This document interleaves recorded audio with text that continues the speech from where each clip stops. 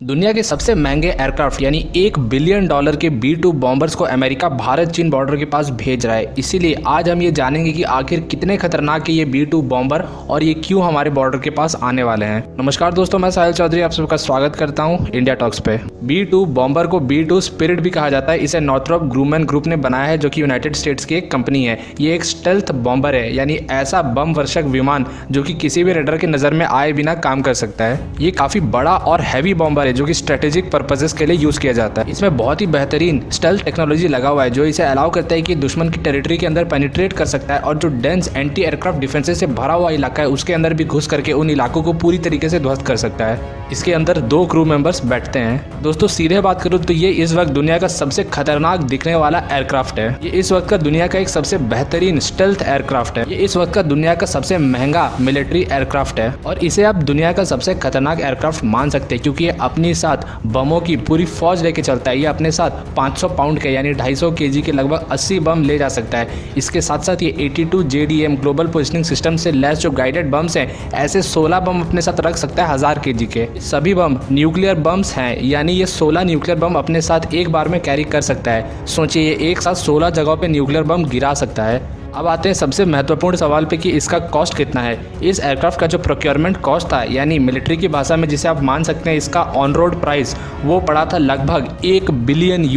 ने फिलहाल जो फ्रांस से खरीदा था डसॉल्ट राफेल, उनकी कीमत अगर हम 120 से 130 मिलियन डॉलर भी अगर मान लें तो ये वैसे एक रफाल से लगभग 10 गुना महंगा है। यानी अमेरिका के पास ऐसे 20 बॉम्बर्स हैं। उनके पास 21 थे पर एक क्रैश हो गया था 2008 में, तो अब उनके पास 20 बॉम्बर्स हैं। तो अगर इन 20 का हम कॉस्ट निकाल तो इतने कॉस्ट में हम राफेल जैसे 200 फाइटर जेट की एक फौज खड़ी कर सकते हैं। आप सोचिए कितना खतरनाक है ये एयरक्राफ्ट। और आप पूछेंगे कि ये क्रैश क्यों कर गया जब ये इतना अच्छा है, इतना बेहतरीन है। तो ये टेक ऑफ के समय ही क्रैश कर गया था 2008 में, क्योंकि ये पूरी तरीके से टेक्नोलॉजी से लैस एयरक्राफ्ट है और इसमें थोड़ा सा भी इलेक्ट्रिकल फेलियर हो गया तो ये बिल्कुल उड़ नहीं सकता है। और 2008 में बिल्कुल ऐसा ही हुआ। एक्चुअली इसका जो आप डिजाइन देखेंगे, इसमें कॉनिकल एरियाज बने हुए हैं इसके पीछे में। ये जो इसके विंग्स टाइप के बने हुए हैं, इनसे जो इलेक्ट्रिकल सिग्नल्स मिलता है, इसी की वजह से ये अपने सराउंडिंग को रीड कर पाता है। इसमें से एक विंग ने इलेक्ट्रिकल सिग्नल देना बंद कर दिया। डेटा ना मिलने की वजह से ये एयरक्राफ्ट कंफ्यूज हो गया और टेक ऑफ करते करते गिर करके क्रैश कर गया। सोचिए कितना एडवांस्ड एयरक्राफ्ट है कि इसमें जो विंग्स बने हुए हैं वो इसके आंखों की तरह है। वो इसे सेंस करके सराउंडिंग की सारी चीजें बता देते हैं। इस बॉम्बर के डेवलपमेंट की शुरुआत advance technology bomber ATB project के अंडर हुई थी।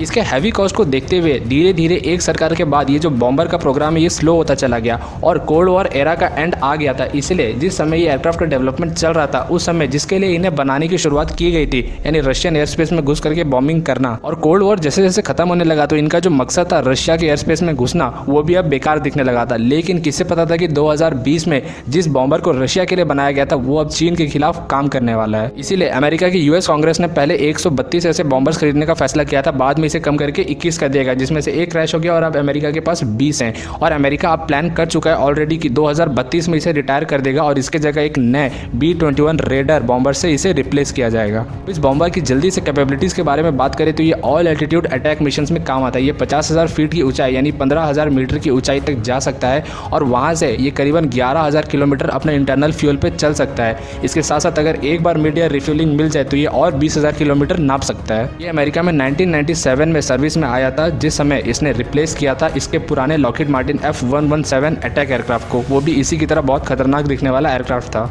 इसका अमेरिका ने कोसोवो वॉर, इराक, अफगानिस्तान और लीबिया में भी यूज किया है। बात करते हैं मेन खबर की कि US के ये बॉम्बर्स भारत के पास यानी इंडिया और चाइना के बॉर्डर के पास आने वाले हैं। भारत के ठीक नीचे इंडियन ओशियन में डिएगो गार्सिया नाम की द्वीप पे जहां अमेरिकी नौसेना का बेस है, वहीं पर ऐसे 3 बॉम्बर्स को उतारा गया था चीन के साथ विवाद को देखते हुए। तो ये जो 3 B-2 बॉम्बर्स इंडियन ओशियन में आए हैं, ये सिर्फ और सिर्फ चीन के लिए आए हैं कि अगर चीन कोई हरकत करता है तो इनमें वो क्षमता है कि ये चीन के एयर स्पेस में घुस सकते हैं और अनडिटेक्टेड चाइना में तबाही मचा सकते हैं। वहाँ के जितने भी, चाहे वो चाइनीज एयरफोर्स हो या चाइनीज सेना के जितने भी बेसेस हो, वहाँ पे बमों की वर्षा कर सकते हैं। और खास करके लद्दाख के आसपास जितने भी चाइनीज एयरबेसेस है उनको पूरी तरीके से ध्वस्त कर सकते हैं, ताकि चाइनीज एयरफोर्स की उड़ने की क्षमता ही खत्म हो जाए। उसके बाद भारतीय फाइटर जेट आसानी से चीन की सीमा में घुस करके अपना काम कर सकते हैं। हालांकि जो खबर ये है कि इसे भारत और चीन के बॉर्डर के पास तैनात किया जा रहा है, इसके ऊपर मुझे थोड़ा डाउट है। ये मुझे भारतीय मीडिया में सुनाई दे रहा है और कहीं ये खबर नहीं दिखाई जा रही है। और वैसे भी भारत 2 देशों के मैटर में, यानी भारत और किसी और देश के मैटर में कभी भी किसी तीसरे देश का दखल अंदाजी नहीं सहता है, और वो भी दूसरे देशों के बॉम्बर्स को अलाउ करना कि वो हमारे धरती पे आकर के ऑपरेट करें, मुझे नहीं लगता है कि भारत इसकी कभी भी मंजूरी देगा। हाँ, भारत और अमेरिका के बीच एक चीज़ को लेकर सहमति बन सकता है, क्योंकि B-2 बॉम्बर्स डिएगो गार्सिया में ही हैं, तो भारत और अमेरिका ये सहमति बना सकते हैं